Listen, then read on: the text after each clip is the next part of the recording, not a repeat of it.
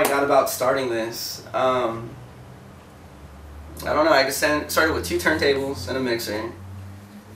And I mean, that was just always fun, just staying up late scratching, just, you know, buying a bunch of records with a bunch of hip-hop songs. But I guess how this thing came about, I guess how the MPC came about was I was just sick of spending so much money on like just different records to play with, so I figured might as well start making my own music. And then started hitting up thrift stores, hitting up Amoeba. There used to be places like A1 Record Finder. That place closed down though, unfortunately. U Pawn Shop, I'm pretty sure that place isn't around. But yeah, I think what's kind of fun about this is actually just, I think finding the records is actually like one of the funner parts. Like actually going different locations, going through like someone's collection and just finding, you know, like this gem. And I don't know, one thing that trips me out, like, I don't know, for instance, maybe, yeah, I guess this record right here, like, I don't know. I always like looking at the covers, checking out the years. 1971, you know, like, this thing's older than I am. And, I don't know. It's in pretty good condition. It'll probably get passed around somewhere else.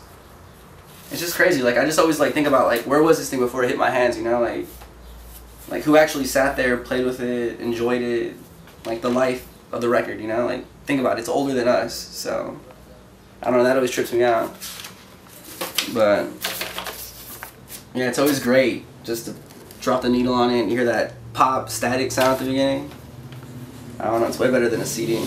Cool, so I guess this is my main part of my collection right here. I mean, I got them pretty much everywhere, but this is where it's actually, my madness is contained. They're actually by alphabetical order and categorized.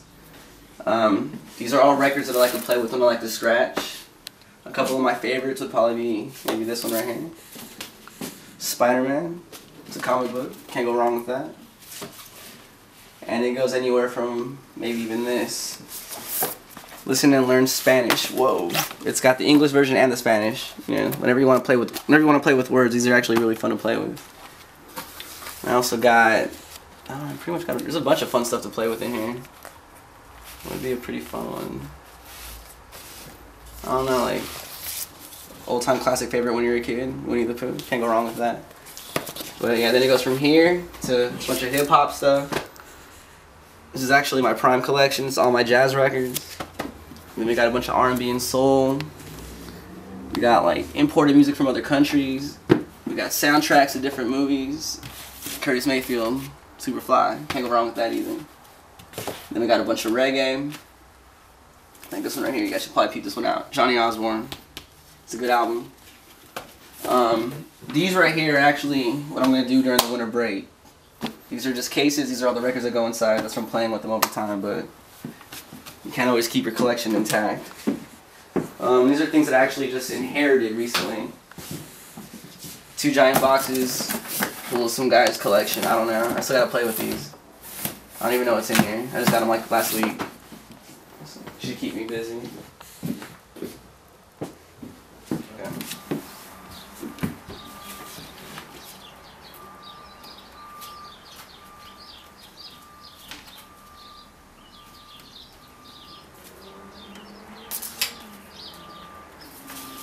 It's a good record right now. It's a really good record. You ever heard of Tito Puentes?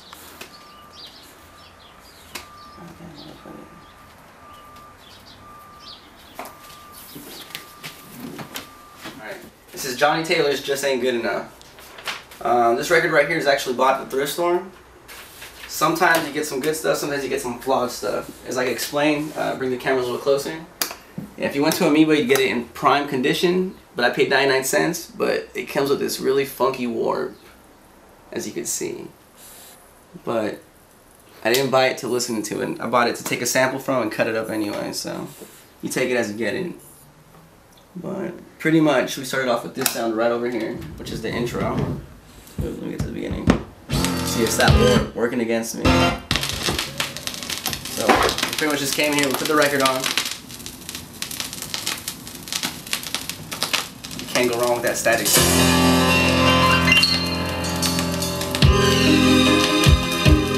Get this sound, use it as a foundation.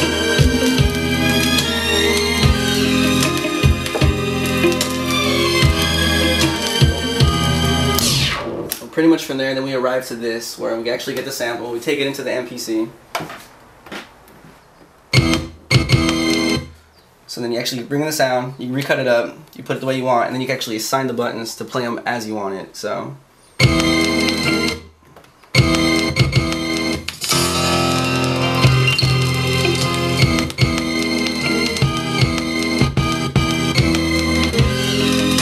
So from after all that, we resample it. So and we get this.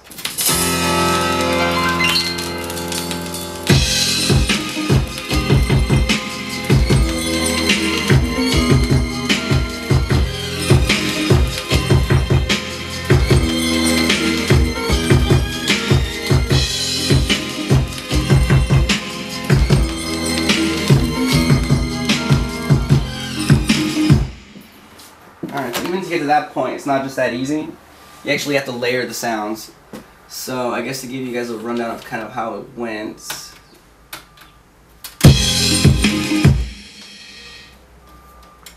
You would take it. You have the sample going like this. And you start layering. Do this.